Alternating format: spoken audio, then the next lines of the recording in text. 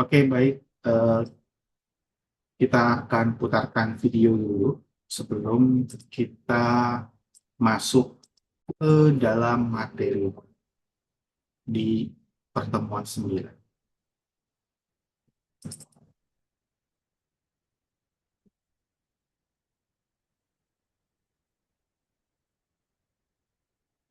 Sebentar.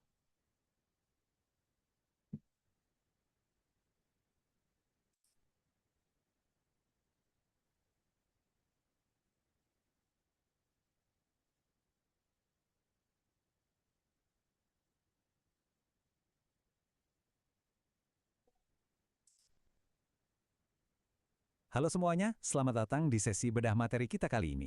Tahu nggak, banyak banget orang mikir kalau jadi hacker itu cuma soal ngetik kode hijau di layar hitam gelap, persis kayak di film-film aksi.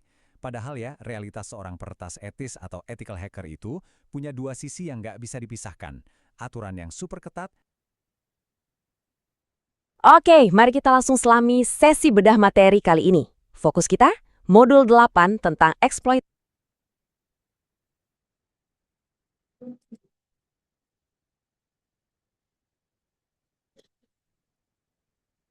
Oke, mari kita langsung selami sesi bedah materi kali ini. Fokus. Oke, mari kita langsung selami sesi bedah materi kali ini. Fokus kita, modul 8 tentang eksploitasi dasar. Di sini, kita bakal benar-benar merombak cara pandang kita soal apa arti sesungguhnya dari kata eksploitasi. Buang jauh-jauh adegan peretasan dramatis ala film Hollywood, karena kita akan melihatnya dari lensa yang jauh lebih terstruktur, spesifiknya menggunakan formula 5 elemen yang kita jalankan secara disiplin di laboratorium virtual UPJ.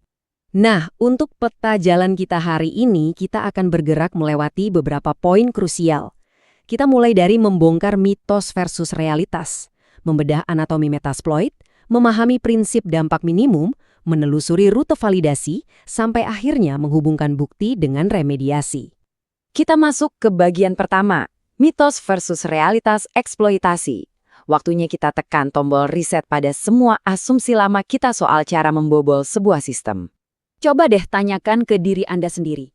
Apakah tools seperti Metasploit itu benar-benar cuma sebuah tombol ajaib yang tinggal diklik, lalu boom, sistem target langsung bertekuk lutut?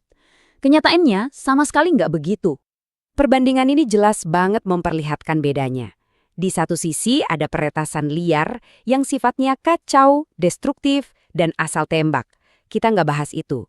Di dunia profesional, eksploitasi itu adalah pembuktian risiko terbatas. Ini adalah langkah metodologis, sangat terkendali, dan murni dilakukan sebagai validasi di dalam lab resmi yang steril, seperti lingkungan virtual kita di UPJ. Yang sangat menarik dari peta konsep ini adalah, eksploitasi itu bukanlah titik mula. Posisinya ada di tengah. Dia berfungsi sebagai alat untuk memvalidasi hipotesis yang sudah Anda susun sebelumnya, yang diturunkan dari batasan izin dan bukti-bukti awal saat fase pemindaan. Tanpa izin yang solid dan bukti yang kuat, Anda sebenarnya cuma sekedar menebak-nebak. Berlanjut ke bagian kedua, kita akan membedah anatomi Metasploit Framework. Yuk kita lihat apa yang sebenarnya ada di balik kap mesin andalan kita ini. Ini dia tampilan dari Metasploit Framework karya Rapid7. Di konsol inilah para pentester profesional menghabiskan mungkin sekitar 90% waktu kerja mereka. Tapi perlu diingat, antarmuka ini sebenarnya lebih mirip seperti laboratorium modular tempat Anda merakit komponen-komponen uji yang presisi, bukan senapan mesin otomatis yang tinggal ditembakkan. Biar nggak terkesan misterius, kita harus paham siklus hidupnya. Langkahnya sangat logis. Kita bergerak mulai dari memilih exploit modul yang pas, lalu menentukan target, merakit payload-nya, menyesuaikan options atau parameter konfigurasinya, sampai akhirnya, jika semua perhitungan kita akurat, kita akan membuka sebuah session. Jadi, poin paling krusial di sini, Anda sama sekali tidak menyerahkan proses analisis ke sebuah software. Justru, Anda secara aktif memetakan bukti-bukti yang sudah dikumpulkan ke dalam blok-blok konseptual di Metasploit ini.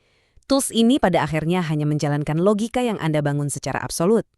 Nah, Tabel ini menerjemahkan metodologi akademik kita ke dalam sebuah checklist yang sangat praktis, sejalan banget sama formula 5 elemen di UPJ. Coba perhatikan kolom bukti yang dibutuhkan. Anda nggak bisa asal memilih modul eksploitasi. Anda harus punya bukti kuat yang mencocokkan CVE dan versinya secara presisi. Setiap komponen butuh justifikasi. Ini benar-benar menuntut kedisiplinan tingkat tinggi dari Anda. Oke, masuk ke bagian 3, prinsip dampak minimum. Kita udah kenal senjatanya, sekarang kita wajib tahu aturan main absolutnya di dalam lab. Tolong selalu ingat konsep krusial ini. Skor kerentanan teknis atau CVSS yang selangit itu tidak otomatis berarti sistemnya pasti bisa dieksploitasi. Konteks itu segalanya. Kelemahan tersebut harus benar-benar cocok dengan konfigurasi lingkungan lab steril Anda, versinya harus pas, dan yang terpenting, masuk dalam batasan izin pengujian Anda. Ini dia poin-poin dari prinsip dampak minimum. Di lab virtual UPJ, tujuan kita bukan untuk membuat sistem hancur berantakan. Kita ada di sana murni untuk membuktikan bahwa sebuah kerentanan itu ada, tapi dengan cara yang 100% aman. Kita selalu memprioritaskan keselamatan di atas akses maksimal, selalu memakai data dummy, dan pantang melakukan tindakan destruktif. Saya suka banget kutipan dari dokumentasi Rapid7 ini. Satu-satunya cara untuk yakin adalah dengan menghancurkannya dari orbit. Kalimat ini menyoroti kontras yang sangat dramatis. Kalau di dunia nyata, pemulihan dari peretasan itu luar biasa kacau dan terkadang butuh riset total. Tapi di lab kita, kendali adalah segalanya. Dan kita wajib mempraktikkan pembersihan yang sangat rapi dan hati-hati. Sekarang di bagian 4, rute validasi terkendali. Mari kita petakan seperti apa persisnya alur eksploitasi yang aman itu. Flowchart ini memetakan perjalanan ketat kita. Semuanya punya urutan logis, mulai dari batasan skop, mencocokkan bukti, memilih modul, konfigurasi, melakukan validasi, merekam temuan, dan bermuara pada satu tahapan yang sering banget dilupakan, clean up, alias memulihkan lab kembali seperti sedia kala. Di sepanjang perjalanan tadi, Anda wajib waspada dengan yang namanya pintu berhenti. Kalau Anda ketemu salah satu aja dari kondisi ini, misalnya targetnya ternyata melenceng dari skop izin atau payloadnya berpotensi merusak sistem, Anda wajib berhenti detik itu juga. Catat temuan tersebut sebagai hipotesis. Ini sama sekali bukan kegagalan loh, ini justru wujud nyata dari profesionalisme Anda. Ingatlah, sebagai pentester, mindset Anda harus sama persis seperti seorang ilmuwan. Pohon keputusan ini memastikan bahwa setiap langkah yang diambil tetap berada di koridor eksperimen yang non-invasif. Kalau risikonya terlalu besar untuk dieksekusi langsung, kita bergeser menggunakan pendekatan simulasi yang jauh lebih aman. Terakhir, bagian 5. Dari bukti hingga remediasi. Kita udah mengeksekusi exploitnya. Tapi, spoiler sedikit nih, mendapatkan sesi akses itu sama sekali bukan garis finish. Rantai bukti Anda harus super solid. Anda harus bisa menghubungkan hasil pemindaian awal langsung ke proses validasinya. Anda juga wajib mendokumentasikan dampak minimumnya. Dan ini yang paling esensial. Tentukan batas interpretasi Anda. Hanya karena Anda berhasil menembus lab pakai data dummy, bukan berarti sistem produksi di luar sana pasti akan runtuh dengan skenario yang sama persis. Nah, visual ini menunjukkan putaran akhir dari metodologi kita. Kita harus menerjemahkan bukti resiko yang sukses kita buktikan tadi menjadi remediasi yang nyata dan bisa ditindaklanjuti. Intinya, tugas kita adalah memperbaiki akar masalahnya, bukan cuma sekedar menempelkan plester pada gejala permukaannya saja. Waktu Anda menyusun langkah-langkah mitigasi di laporan, Anda harus langsung menyasar inti masalahnya. Pastikan Anda mengidentifikasi patch yang bolong, mengoreksi konfigurasi default yang berantakan, dan menerapkan batas akses yang ketat. Rekomendasi mitigasi Anda harus dipastikan benar-benar memutus attack path atau jalur serangan yang baru aja Anda buktikan itu. Saya nggak akan bosan mengingatkan hal ini. Pesan session opened di monitor Anda itu bukanlah akhir dari segalanya.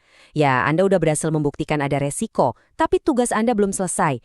Itu baru awal dari proses pembersihan, menghapus log kejadian yang Anda tinggalkan, merapikan lab, dan tentunya mendokumentasikan solusi perbaikannya. Jadi, saya ingin meninggalkan Anda dengan satu pertanyaan penting. Kalau eksploitasi itu pada dasarnya hanyalah pembuktian risiko yang sangat terkendali, apakah Anda melihat diri Anda sebagai seorang peretas atau sebagai seorang ilmuwan di dalam lab? Rangkullah kedisiplinan itu, hormati metodologinya, dan selalu bertindak berdasarkan bukti. Sampai jumpa di sesi bedah materi kita yang berikutnya. Ya, ini adalah modul 8 yang sebenarnya adalah UTS ya. Nah, ini modul 8 ini adalah modul yang mana adalah hari ini. Modul yang dimasukkan untuk bagaimana melakukan eksploitasi. Nah, sambil kita mengumpulkan ya yang lain juga, kita tambahkan satu Halo lagi semuanya, video, habis langsung itu saja kita mulai akan sesi bedah materi kali ini. Hari ini kita bakal bongkar habis-habisan soal mekanika inti dari web application penetration testing. Buat Anda yang penasaran gimana sih cara peretas etis mengevaluasi keamanan sistem secara pro? Nah, Anda ada di tempat yang tepat. Kita bakal lihat langsung bukti, alat, dan mindset yang benar-benar membedakan seorang profesional dari sekedar peretas amatir. Coba deh kita pikirkan kebiasaan browsing kita sehari-hari. Pas kita ngeklik login, nyari sesuatu, atau masukin barang ke keranjang belanja, apa sih yang sebenarnya terjadi? Kita kan biasanya cuma lihat hasil akhirnya aja ya kan? Padahal ada ruang tak terlihat, semacam jalan raya data gitu, tempat informasi sensitif warawiri di internet. Dan tebak, di mana celah keamanan paling kritis biasanya ngumpet? Yap, di ruang tak terlihat inilah mereka bersembunyi. Nah, ini dia peta jalan kita hari ini. Kita akan mulai dari percakapan web tersembunyi, lanjut ke proxy sebagai kamera lambat Anda, lalu mengenali resiko utama OWASP, mengumpulkan bukti teknis, dan terakhir, strategi mitigasi yang bermakna. Oke, masuk ke bagian pertama, percakapan web tersembunyi. Supaya kita benar-benar paham soal pen testing, kita harus ubah cara pandang kita. Web itu bukan cuma halaman statis loh. Bagi user biasa, web ya cuma tombol, warna, dan layout yang rapi. Tapi seorang penetration tester nggak peduli sama itu semua. Mereka justru ngelihat siklus request dan respons asli yang terjadi di balik layar. Mereka membedah parameter, cookie, sesi, dan status aplikasinya. Pergeseran perspektif kayak gini nih yang jadi kunci utama buat nemuin celah keamanan. Poin krusialnya begini, setiap kali Anda ngeklik sesuatu, itu ngehasilin yang namanya HTTP request. Pesan inilah yang bawa semua instruksi dan data Anda ke server. Terus pertanyaannya, apakah aplikasinya terlalu gampang percaya sama input ini? Jangan-jangan ada info yang bocor? Atau kontrol aksesnya udah bener belum? Mengamati dan memanipulasi request ini benar-benar jadi fondasi mutlak dari pengujian penetrasi web. Lanjut ke bagian 2, proxy kamera lambat Anda. Percakapan HTTP tadi itu kan cepet banget ya, sekejap mata. Makanya, kita butuh alat yang tepat buat mencegatnya. Dengan melewatin trafik internet kita ke proxy lokal, kita tiba-tiba punya kekuatan super buat nge-pause, baca, modifikasi, dan analisis trafik HTTP sebelum nyampe ke server. Ibaratnya, kita ngubah sesuatu yang tadinya instan, jadi proses yang bisa dibedah pelan-pelan. Bener-bener kayak kamera slow motion buat trafik web Anda. Dan ini dia senjata andalan kita, OWASP Zap, yang open source dan luar biasa powerful, serta Burp Suite, kerangka kerja yang udah jadi standar industri. Tapi ada satu hal penting nih, pastikan selalu perhatikan konfigurasi target scope-nya. Ingat, pengujian tanpa izin itu ilegal. Kita wajib banget ngatur batasan yang ketat supaya kita cuma nge-scan domain yang emang jadi hak kita atau yang udah dikasih izin. Ini aturan emas pengujian keamanan etis yang nggak bisa ditawar. Sekarang kita masuk bagian 3, mengenali risiko utama OWASP. Mari kita lihat gimana alat-alat tadi ngebantu kita nemuin kerentanan yang sesungguhnya. Dari sekian banyak resiko di luar sana, broken access control itu salah satu yang paling sering nongol dan super kritis. Ini bukan cuma bug kode biasa loh, ini masalah kepercayaan server. Bayangin, server salah ngasih kepercayaan ke klaim seorang user tanpa ngecek identitas dan hak aksesnya secara benar di back-end. Bahayanya lagi, celah semacam ini sering banget lolos dari pantauan scanner otomatis. Kalau kita perhatikan informasi ini, setiap miskomunikasi atau celah di percakapan web itu punya dampak dunia nyata yang nggak main-main. Ambil contoh SQL injection. Celah ini bisa bikin seluruh database Anda dimodifikasi atau datanya dicuri. Atau cross-site scripting, alias XSS. Kedengarannya sepele, tapi nyatanya penyerang bisa pakai celah ini buat ngebajak sesi user dan ngambil alih akun mereka secara penuh tanpa mereka sadari. Ngeri kan? Biar lebih kebayang, coba kita cek potongan kode ini. Di sini, input diterima mentah-mentah tanpa disaring. Kalau udah begini, penyerang bisa dengan gampang memanipulasi logika aplikasi, nyuntikin perintah SQL jahat langsung ke jantung query. Dan boom! Dalam hitungan detik, sistem Anda berhasil diretas. Ya, semudah itu kalau input dari luar dibiarkan masuk tanpa divalidasi. Masuk ke bagian 4, mengumpulkan bukti teknis. Perlu diingat, nemuin celah keamanan itu baru setengah jalan. Gimana cara kita mendokumentasikannya? Nah, itulah yang ngebedain profesional sejati dari amatiran. Ngumpulin bukti yang sah secara hukum, nggak terbantahkan, dan rapi itu wajib hukumnya. Kenapa? Karena kalau sampai ada urusan hukum di masa depan, catatan super detail inilah yang bakal jadi pertahanan utama Anda di pengadilan. Makanya, kita selalu pakai metodologi yang super ketat. Kita observasi endpoint dan status normalnya, kita tangkap request pakai proxy, kita modifikasi dengan hati-hati, terus kita analisis responsnya dalam-dalam buat nyari kebocoran. Intinya, kita harus mastiin setiap resiko yang kita klaim itu divalidasi oleh bukti teknis yang konkret dan bisa direproduksi. Jadi bukan sekedar feeling aja. Dan jangan salah, screenshot pesan error doang tuh sama sekali nggak berguna buat tim developer. Bukti yang sejati itu harus ngasih konteks utuh. Bukti itu harus bisa ngehubungin data teknis, kayak log request dan respons lengkap, langsung dengan potensi kerugian bisnis. Kita harus bisa ngejelasin secara gamblang gimana sih kelemahan teknis ini bisa ngancam operasional perusahaan yang sebenarnya. Akhirnya, kita sampai di bagian 5, strategi mitigasi yang bermakna. Pada akhirnya, tugas kita belum selesai cuma dengan ngelaporin masalah. Dan ngasih saran klise kayak, tolong perbaiki validasinya ya, itu jelas nggak cukup. Ngandelin validasi client-side itu ibarat bikin pagar kayu kropos buat ngelindungin berangkas baja. Gampang banget dijebol. Sebagai pro, kita harus ngasih rekomendasi yang actionable. Misalnya nerapin validasi server-side yang sekuat baja. Atau pakai parameterized queries yang otomatis ngeblok injeksi dari akarnya.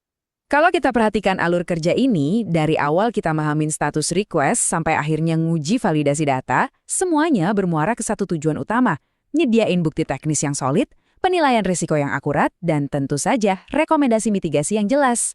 Tujuan akhir dari pentesting itu buat ngamanin aplikasi loh, bukan sekedar mecahin sistemnya terus pamer sana-sini. Tanda sejati dari seorang pro keamanan siber itu bukan seberapa keren exploit yang berhasil mereka temuin, tapi seberapa mumpuni mereka ngasih solusi teknis yang nyelamatin bisnis. Jadi, sebelum kita tutup sesi bedah materi ini, coba tanyakan ke diri Anda sendiri. Nemuin celah keamanan itu gampang, tapi bisakah Anda ngejelasin resiko bisnisnya secara logis dan nulis kode buat benerin celah itu? Sampai jumpa!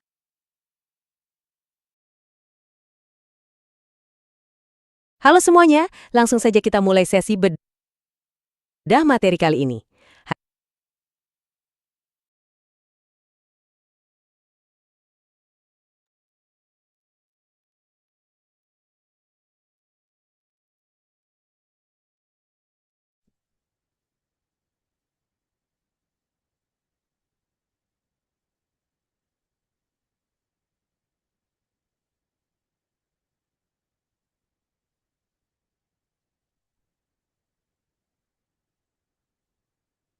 Oke, baru 13 orang yang ngumpul. Silakan dinyalakan kameranya.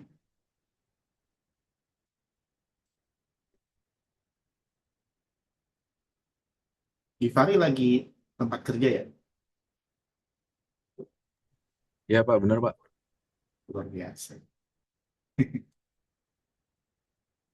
Oke, demikian.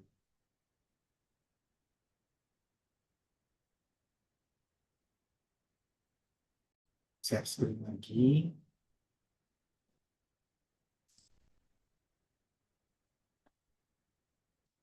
Ya, kita cross check ulang ya. Di sini ada yang namanya RTM ya. Mungkin teman-teman, aduh, karena saya pakai VPN sebentar, saya harus memastikan dulu VPN. Bukannya nggak mau pakai VPN, karena kadang kalau nggak pakai VPN itu putus-putus dan kadang koneksinya nggak stabil.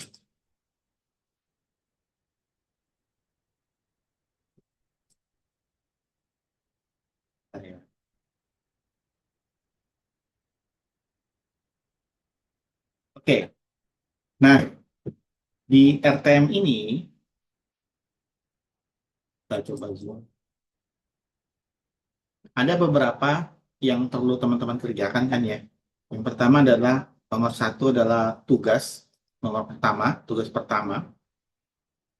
Ini teman-teman juga wajib kerjakan, ya. Ini adalah tugas individu, ya, untuk OSINT, ya, Information Gathering, ya. Nah, ini dikerjakan dengan cara teman-teman mempelajari modul dan video yang disediakan di LMS. Kemudian juga boleh juga kalau teman-teman mau cari googling video-video yang ada di YouTube, monggo. Karena gini, teman-teman kan saya juga tahu banyak juga dari kalian juga yang mempelajari hal-hal baru dari YouTube, jadi video. Monggo. Nah, buat teman-teman yang nggak suka video, ada juga yang teorinya. Buat teman-teman yang nggak terlalu suka teori, memang harus belajar teorinya. Ada juga praktikum. Jadi itu jelas banget di sini. Tapi ini praktikum, ya. Ini dikumpulkan, ya, harus dikumpulkan. Ini sebenarnya minggu keempat. Kalau masih kebuka linknya upload aja, kalau enggak ya sudah.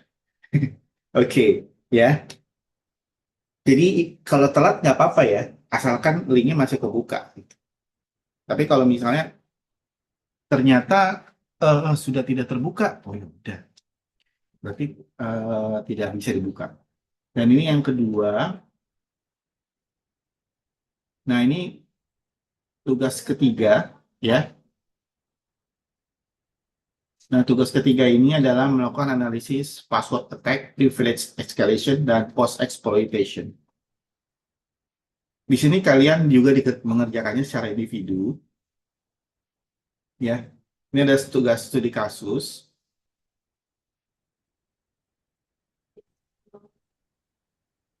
Kemudian di minggu 12, ya, ini dikumpulkan di minggu 12, ya. Minggu 12. Nah, tugas 4 ini mini project, ya. Tugas 4 ini adalah mini project.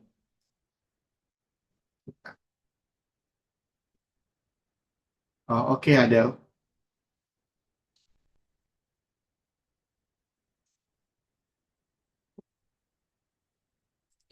Ini juga saya agak nge-lag nih. Harus pakai koneksi Singapura supaya agak-agak lumayan cepat dikit. Nah, saya udah masuk ke VPN lagi. Nah, eh, di sini, ya, mini proyek dikerjakan oleh 2 sampai 4 mahasiswa, ya. Kemudian juga tentu eh, jangan lupa di sini ada eh, bentuk keluarannya ini, struktur laporan akhirnya seperti ini. Bobotnya 30 dan ini kalian upload di minggu 15. Ya, kita masuk ke kolabor lagi.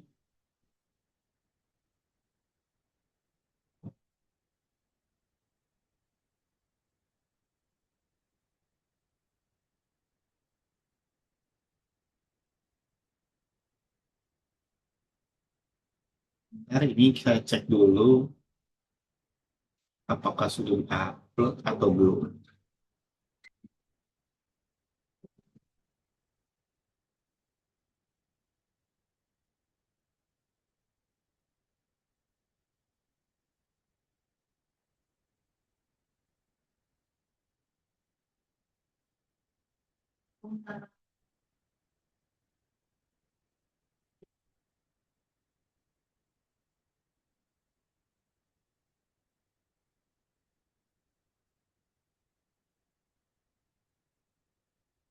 Oke, nanti saya bantu upload lagi, ya, bantu upload lagi seperti ada yang belum terupload.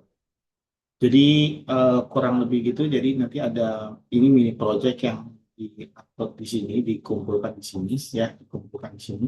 Karena waktunya sangat cepat, jadi terkadang antara penilaian dan juga melakukan penguploadan juga itu terkadang jadinya eh, tumpang tindih. Tapi tidak apa-apa. Jadi kurang lebih seperti itu. Baik, di pertemuan 9 ini, ya, ada sedikit materi, ya, ada sedikit materi, dan ini sebenarnya adalah sudah ada di slide, beda slide ya, slide ini sama slide yang ada di mana di pertemuan 9, karena ini sedikit lebih komprehensif. Oke, jadi di slide ini bukan cuma sekedar sesi mengenalkan tools, tapi juga ini juga teman-teman juga perlu memahami ya, perlu memahami bagaimana melakukan eksploitasi secara terkendali, dan juga teman-teman juga bisa melakukan validasi temuan. Nah, di sini juga teman-teman ditekankan bahwa yang kesannya tuh kata eksploitasi itu sering terdengar agresif. Sebenarnya padahal di kelas ini tuh eksploitasi dilakukan untuk pembuktian apa? Pembuktian dari resiko yang terbatas, legal tentu dan terdokumentasi. Jadi bukan merupakan sebuah hal yang menakutkan, tapi ini hanya pembuktian saja. Dan teman-teman juga perlu melihat bahwa tujuan utamanya itu bukan masuk sistem, ya. Saya pernah jadi mahasiswa dan juga pernah juga membobol sistem, tapi sistem yang terkendali, sistem yang ada di dalam lab, sehingga tidak mengacaukan dunia persilatan, ya kan? Kenapa? Karena tapi saat itu pas jadi mahasiswa tuh kesannya tuh hebat aja gitu ketika masuk ke sebuah sistem. Padahal nggak seperti itu. Eh, yang perlu dilakukan adalah bukan sistem kita bisa membobol sebuah sistem, tapi adalah kita bisa membuktikan apakah sebuah temuan yang kita temui itu di dalam sistem itu valid atau tidak, dan dampaknya seperti apa, dan juga bagaimana resikonya atau bagaimana rekomendasinya perbaikan itu kita buat atau kita susun untuk melakukan perbaikan. Seperti itu. Jadi begitu ya teman-teman ya. Mungkin dikarenakan kita adalah semester pendek, sedikit sekali eh, apa ya, bukan materi. Jadi memang dosen-dosen itu sebagai fasilitator, bukan sebagai jadi tutor gitu ya. Karena kami percaya bahwasanya di era sekarang itu dosen-dosen itu tidak perlu ceramah sebenarnya di dalam kelas gitu kan. Gitu. Karena kita sebagai fasilitator. Nah, di sini tujuan pembelajarannya adalah ada 4. Pertama adalah tentu akan menjelaskan konsep eksploitasi yang terkendali dan etis. Yang kedua, memahami alur validasi temuan sebelum pelaporan. Yang ketiga adalah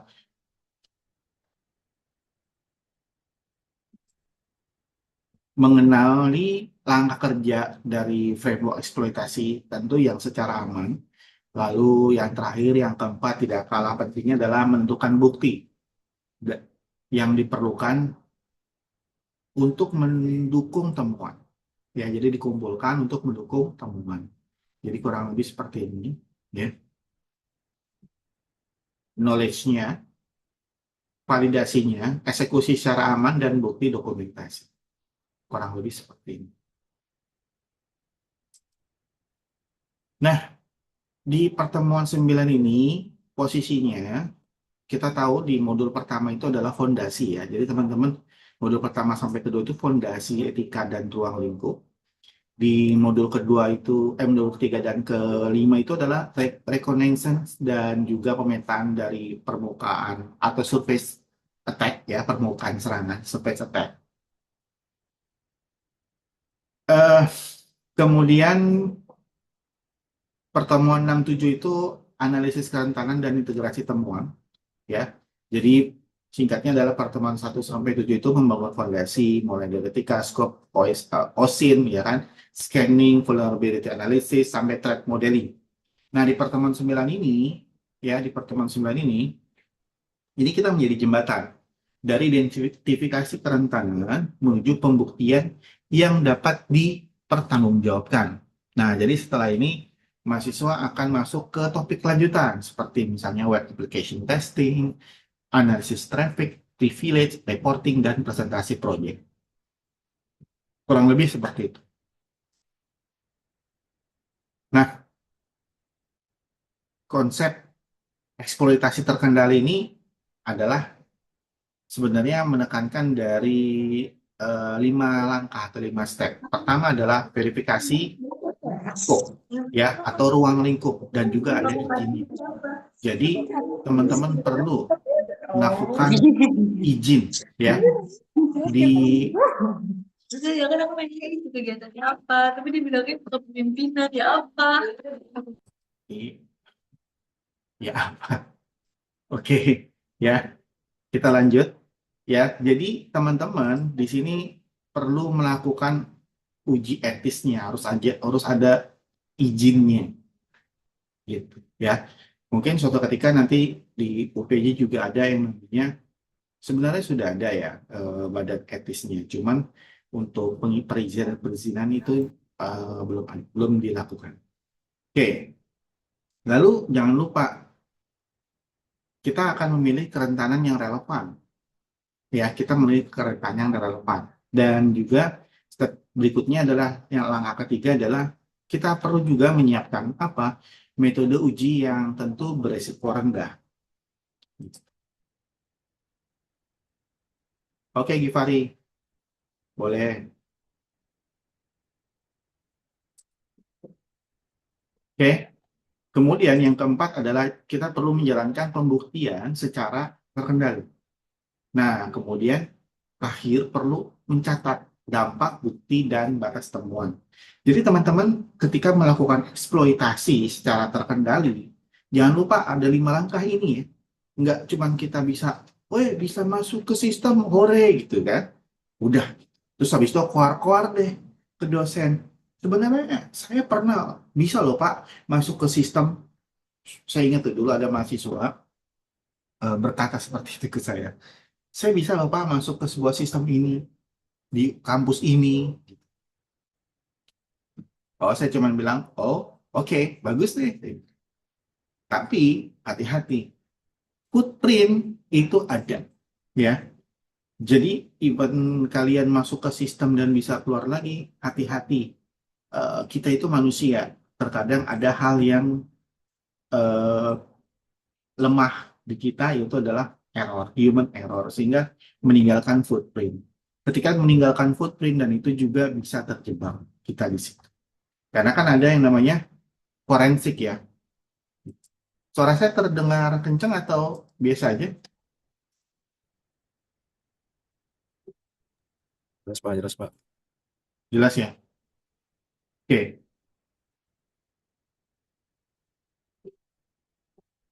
kita lanjut ya. Jadi kurang lebih seperti ini. Jadi bagian prinsip kunci ini penting ya kalian baca agar tidak terkeluar dari skop dan juga tidak merusak layanan dan tidak mengubah data tanpa alasan akademik yang syarat. Jadi kayak gitu. Itulah sebabnya kenapa saya itu tidak mau dulu gitu mengajarkan langsung hacking di awal, karena saya ingin kalian tuh harus paham dulu segala macam resikonya, bagaimana how to-nya yang secara aman, terkendali, dan bahkan ada hitam di atas putihnya.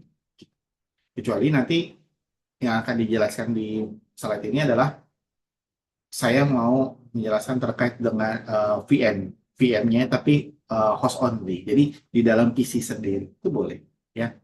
Boleh nggak dilakukan di lab? Boleh. Jadi kalian satu PC bikin aja beberapa host only dan itu serang di dalam PC itu. Nah, tapi perlu dilakukan secara bertanggung jawab. Dan sekali lagi, teman-teman ini kan lagi tugas akhir, terkadang juga lagi butuh butuh apa ya, resource yang agak besar. Saran saya mendingan jadi asisten lab. Nggak perlu izin, bisa masuk tiap hari, gitu kan. Maksudnya nggak perlu bikin izin terus gitu, tapi akan bisa masuk setiap hari, bisa pakai resource di lab, gitu.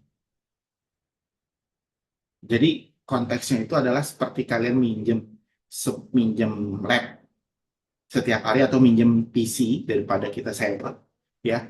Peminjaman secara kita sewa, mendingan kan kita sambil bekerja. Itu yang saya lakukan dulu, ya. Pada saat saya di kampus dulu saya lakukan itu. Berhubung dulu kan nggak ada laptop gitu kan. Jadi PC kampus lah yang bisa berperan sebagai hal tersebut. Jadi bagi yang mau jadi asisten lab, monggo nanti hubungi saya. Next, ini sudah. Oke, keputusan sebelum melakukan eksploitasi. Ya, pertama, apakah kerentanan ini sudah divalidasi atau belum? Tervalidasi atau belum?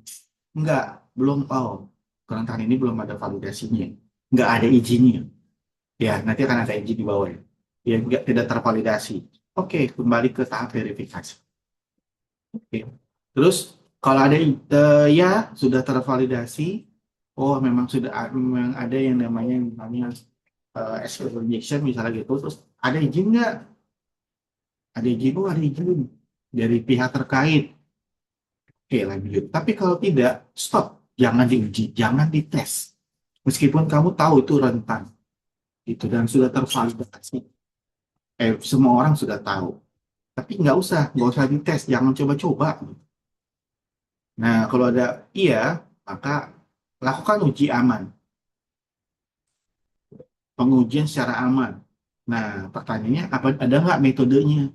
Metode pengujian secara aman untuk layanan. Kalau nggak ada, gunakanlah pendekatan resiko yang lebih rendah. Ya, gimana pun caranya, memang harus ada FGD-nya, ya, forum group discussion-nya. Jangan sampai asal iseng aja gitu ya. Kalau iseng aja, mendingan bikin sendiri, ya, bikin sendiri sistemnya, terus juga jebol sendiri. Terus lakukan eksploitasi secara terkendali. Lalu kumpulkan bukti dan validasi dampak. Nah, waktu itu kan Sevima juga bikin pengumuman ya, bagi yang bisa menguji atau sistem ini, maka akan diberikan ini gitu kan. Nah, itu tuh bisa juga tuh sebagai ajang, artinya kan sudah tervalidasi kan, dan sudah ada izin kan, tinggal menggunakan metode aman. Gitu. Itulah kurang lebih ya. Nah, kemudian alur kerja framework eksploitasi. Nah, di sini ada 5 nih. Ada input, analisis, eksekusi, validasi, dan output. Nah, di input, kalian juga harus tahu host. Apa itu host? Nah, perlu tahu nih istilah host itu apa? Host itu apakah IP address? Apakah nama komputer? Apakah nama domain?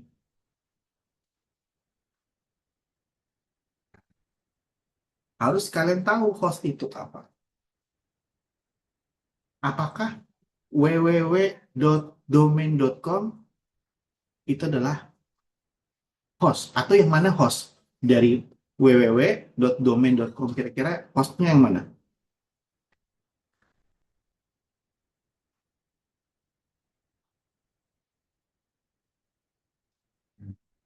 Hostnya adalah www-nya. Kalau ftp.domain.com, hostnya apa? FTP-nya itu host. IP address itu ada di FTP. Terus misalnya ada mahasiswa.upj.ac.id. Nah, hostnya itu mahasiswa. Jadi nanti si IP address-nya itu atau mahasiswa itu akan terhubung ke sebuah server. Nah, kalau misalnya mahasiswa.upj.ac.id, mahasiswa itu adalah subdomain dari upj.ac.id. Ya. Nah, istilah-istilah itu yang perlu kalian paham. Jangan kayak gini loh. Mohon maaf banget ya buat teman-teman yang itu mungkin teman-teman di luar sana ya. Saya tuh sebenarnya jujur loh, paling nggak suka sama orang yang naik motor tapi nggak ada eh, nggak ada spion, ya. Dan itu menurut saya tuh yang nyetir motor itu agak egois gitu. Kenapa egois? Karena dia mau belok kanan terserah gue, kata dia bilang gitu kan. Jadi lu yang di belakang harus ngerem, bener nggak? Gue mau lurus terserah gue. Lu yang di belakang, nih, hati-hati aja. Gue mau belok kiri, mau belok kanan terserah. Nah, kan egois kan kayak gitu. Sama orang yang punya motor yang nggak ada lampunya. Sama nggak ada lampu dan nggak pakai sen. Sama itu. Jadi kalau malam-malam, ya kan, dia nggak ada lampu, dia jalan, terserah. Saya mau jalan. Kalau jangan sampai nabrak ya. Kalau Anda nabrak, berarti Anda salah. Jadi konsepnya itu aneh, gitu ya. Nah, oleh karena itu kita balik lagi ke sini. Kalau kita ngomongin tentang apa eksploitasi juga, jangan sampai seperti itu. Ya, terus udah di input nih, portnya tahu port. Nah, portnya port berapa, gitu kan? Servisnya apa, gitu. Versinya berapa, indikasi kerentanannya apa. Nah, itu input. Habis itu, kalian analisis. Cocokkan dengan teknik atau modul yang sesuai. Kemudian, eksekusi. Jalankan uji terkendali. Lalu, validasi. Teman-teman harus melakukan validasi amatan hasil, dampak, dan indikator keberhasilannya. Seperti apa.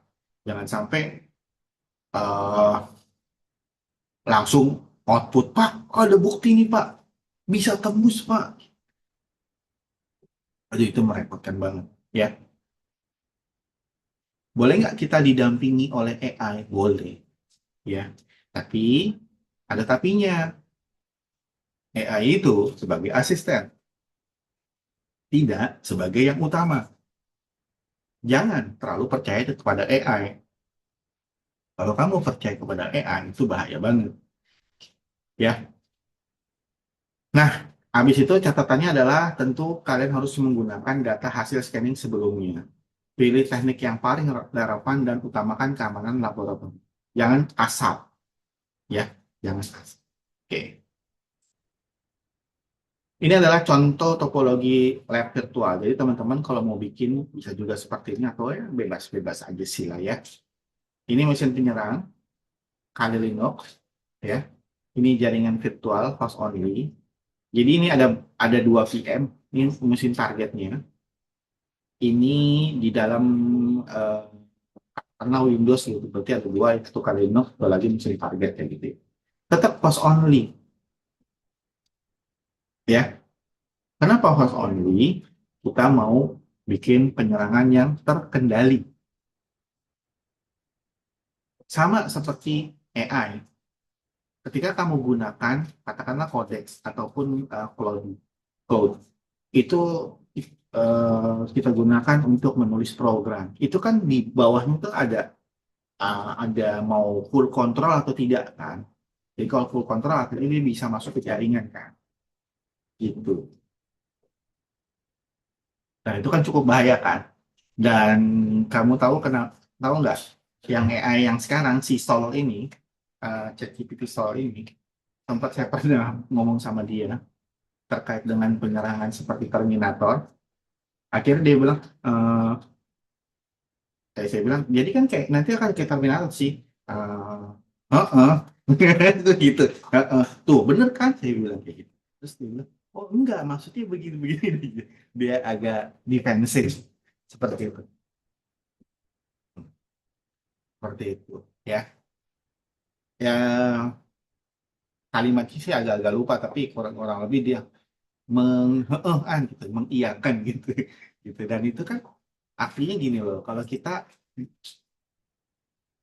terlihat dalam tanda kutip terlihat tidak pintar di mata AI, akhirnya karena emang sering kita eh, dimanjakan oleh AI, sehingga kita jadi apa ya? Jadi ya udah suka-suka AI nantinya gitu pada saat itu. Pada suatu saat bisa seperti itu. Ya. Kemudian, nah di sini validasi temuan dan bukti minimum. Nah di sini bukti yang dikumpulkan itu adalah identitas target ujinya apa, indikator kerentanannya apa, langkah eksploitasi yang dijalankan apa. hasil atau respon sistemnya apa, screenshot, log, dan catatan waktunya seperti apa. Lalu ini adalah validasinya. Konfirmasi, indikator awalnya, lakukan pembuktian terkendali, amati dampak aktual, dan simpan bukti asal. Ya,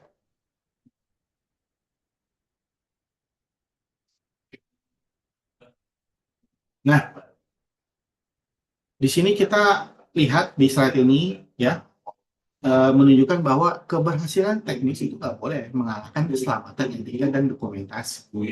Resiko yang harus diantisipasi itu apa aja sih? Pertama adalah gangguan layanan, perubahan konfigurasi, false positive, ya atau false success, gitu. Nah, kalau misalnya eksploitasi gagal, tindakan yang benar itu bukan mencoba sembarangan teknik, tapi stop uji. Lalu kalian evaluasi parameternya, lalu kembali ke tahap verifikasi. Enggak bantai terus dihajar sama dicoba lagi dengan sembarangan teknik, ya itu juga bahaya. Gitu ya. Dan membabi ibu kita gitu lah ibarat kata. Wah udahlah pokoknya serang gitu. Jangan gitu ya. Kurang lebih seperti itu. Oke, jadi ini adalah slide untuk menutup bagian konsep ya. Jadi ditekankan ada 3 hal. Yang pertama adalah inti materinya adalah eksploitasi terkendali, etis dan tentu berbasiskan dengan bukti. Lalu ada kompetensi kuncinya tentu menjelaskan alur eksploitasi yang dan validasi yang validasi temuannya. Kemudian ada tindak lanjutnya adalah agar kalian menyiapkan analisis dan dokumentasi bukti untuk sesi berikutnya. Lalu tentunya adalah pertanyaannya adalah kapan sebuah ekspektasi dianggap cukup tervalidasi? Kapan bukti yang atau bukti apa yang paling penting untuk mendukung laporan? Nah, ini perlu kalian diskusi. Gitu ya. Nah, ini bukan demo beneran, tapi eh, kita kalau misalnya melakukan demo, pertama adalah baca eviden. Ya, baca evidennya. Kalian harus baca eviden dari scanning dan vulnerability analysis. Yang kedua adalah kalian melihat cara memilih modul atau teknis yang sesuai. Yang ketiga adalah kalian perlu melakukan membaca parameter, bukan hanya mengetik perintah. Mengetik perintah juga bisa. Bahkan, mohon maaf nih, kadang-kadang kita sendiri malas mengetik perintah. Kita menyuruh AI untuk membuat perintah. Ya kan? Keempat, kalian juga harus tahu yang namanya memahami validasi aman. Kelima, tulis hasil dengan format eviden, impact, risk, dan mitigasi aman. Ini penting ya untuk melihat proses berpikir bukan sekedar daftar komen.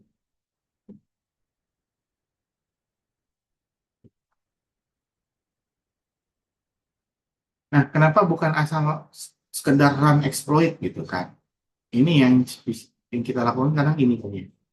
Cara eksploitasi yang tepat, jalan dan membaca scope, kejar session, laporan hanya sekedar screenshot berhasil, ini salah. Tapi teman-teman harus lakukan ini. Ya, ada evidennya, validasi sesuai izin, ambil bukti minimum, tulis mitigasi spesifik. Pertanyaan kuncinya adalah, apa evidensinya?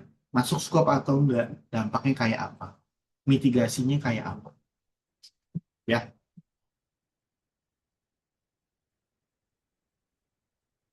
nah ini terkait dengan fungsi search and info ya di meta exploit. Ini untuk mencari modul kandidatnya.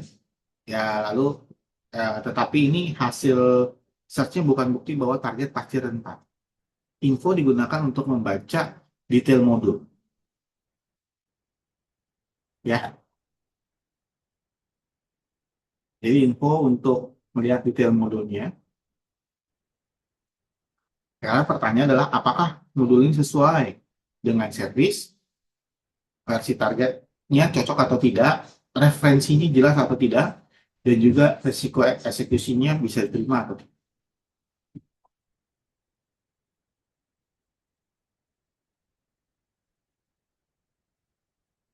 Nah, ini nanti kalian bisa baca aja, ya nanti akan saya share juga AirPods. Nah, ini yang paling penting adalah eksploitasi gagal tidak sama dengan target aman. Misalnya gini, eh, saya punya sistem, kalian coba jebol, oh gagal gitu kan, nggak bisa, nggak tembus gitu. Bisa saja terjadi karena pertama versinya nggak cocok, terus patch sudah diterapkan, payload tidak sesuai, firewall atau konfigurasi berbeda, modul nggak reliable. Respon yang benar adalah ketika gagal stop dan catat hasil, periksa parameternya, terus cek kembali ke evidence, tulis inklusifnya kalau ada bukti yang nggak cukup. Gitu, ya. Kemudian dari hasil teknis ke resiko, ini evidence, apa buktinya? Dampaknya apa? Seberapa penting dan apa perbaikannya? Nah, tentu temuan yang baik itu nggak berhenti pada kata berhasil, tapi kalian bisa menunjukkan dampak dan solusi yang dapat dikerjakan. Ya, ini checklist bukti laporan, ya, karena akan ada laporan. Ini kick off mini project, ya. Kalian hari ini adalah bentuk kelompok, pilih target lab, tulis scope awal, dan buat folder evidence. Ya, jadi nanti minggu 10 sampai 14 ini web testing, traffic analysis, privilege analysis, reporting. 15 ini uh, presentasi, ya, QA dan submit final.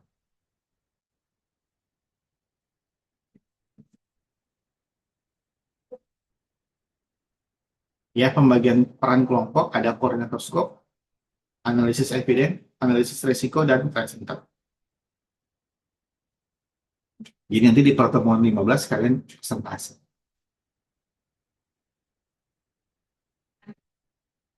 Ini deliverable mini project ya. Ini ya.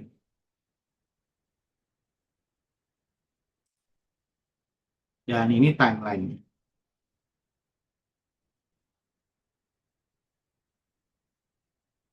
Dan prinsip yang harus dibawa itu scope dulu, tools kemudian. Dua, evidence lebih penting dari klaim. Yang ketiga, mitigasi adalah tujuan akhir dari eksploitasi. Dan tentu kalian juga perlu melakukan diskusi bukti apa yang membuat sebuah temuan layak dilaporkan. Kurang lebih seperti itu. Ya, kira-kira ada yang mau ditanyakan silakan. Sekali lagi, kalau menggunakan AI hanya sebagai tools ya, dia hanya tools untuk bagaimana caranya melakukannya. Habis itu tulis itu pakai ini sendiri, pakai kata-kata sendiri. Kalian boleh ibarat kata garis besarnya mungkin AI kan kasih tahu, tapi yang sebagai intinya adalah kalian.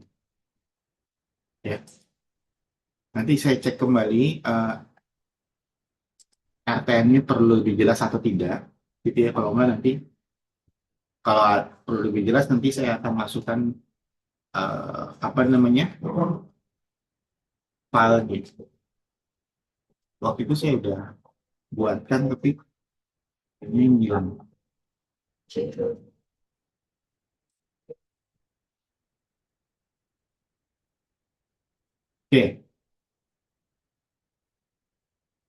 ada pertanyaan kira-kira sampai sini? Kalau tidak, kita kita absen dulu.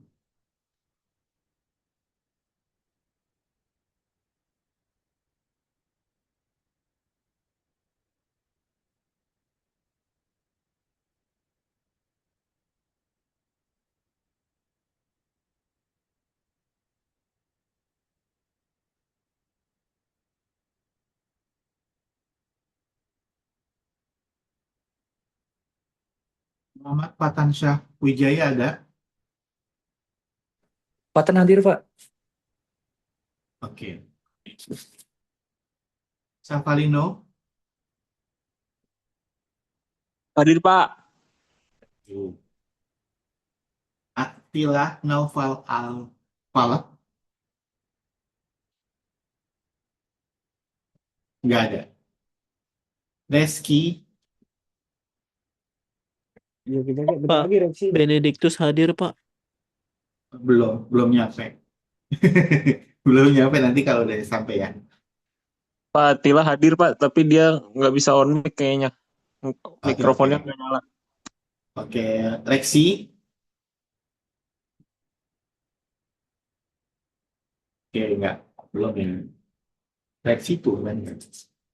Elben, Hadir, Pak. oke. Dandi, Hadir, Pak. oke. Fikri, Ada Pak, hadir. oke. David, Fahrizi, Hadir, Pak, hadir. oke. Benedictus ada ya. Marcelinus Nugraha Pratama, Hadir, Pak. itu siapa? Marcelinus.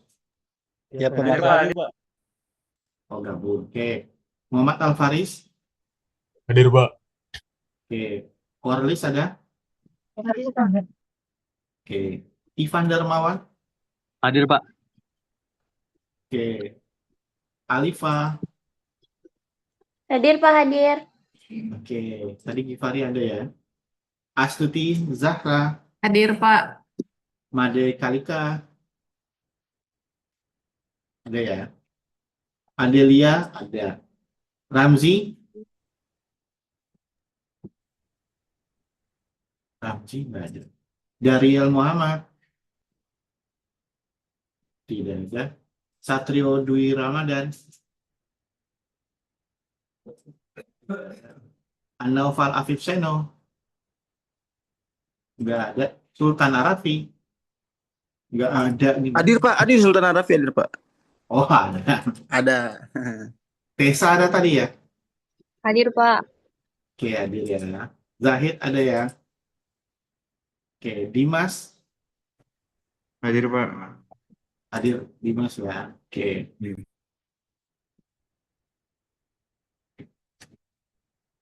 Sebentar.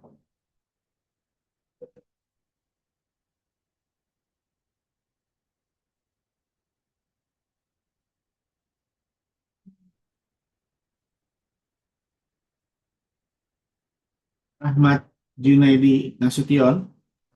Hadir, Pak, hadir, Pak. Oke. Bintang Ahmad Damiri. Hadir, Pak, hadir. Oke. Muhammad Irza Maulana. Ya. Ahmad Zidan Kolbin. Hadir, Pak. Leonardo. Nggak ada Leonardo.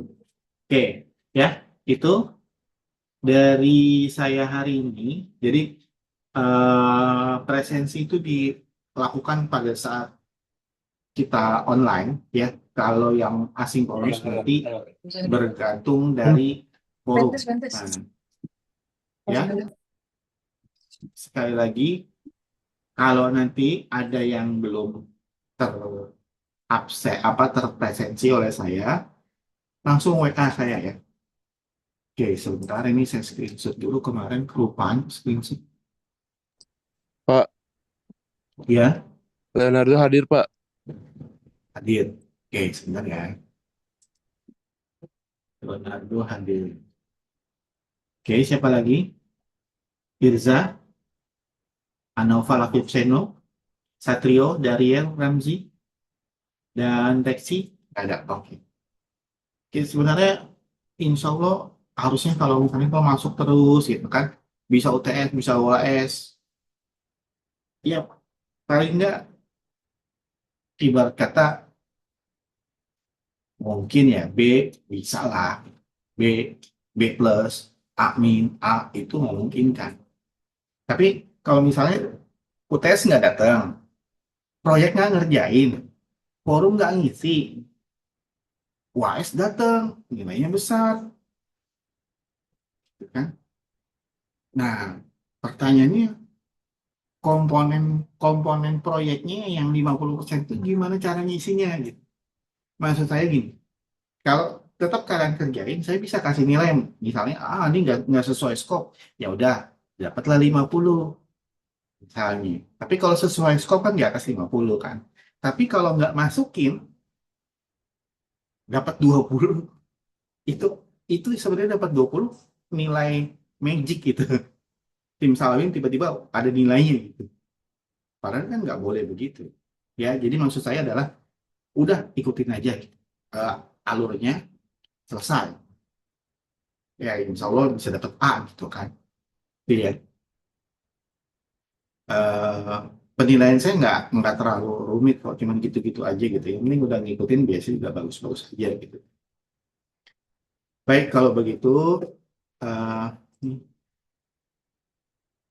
oke, Kalika udah ya, sudah saya isi presensinya karena saya melihat nanti yang lain mau gue dicek lagi. Baik, kalau begitu materi saya akhiri sampai di sini. Kurang lebihnya mohon maaf. Selamat siang. Assalamualaikum warahmatullahi wabarakatuh. Waalaikumsalam warahmatullahi wabarakatuh. Terima kasih. Waalaikumsalam warahmatullahi Ya, wabarakatuh. sama-sama.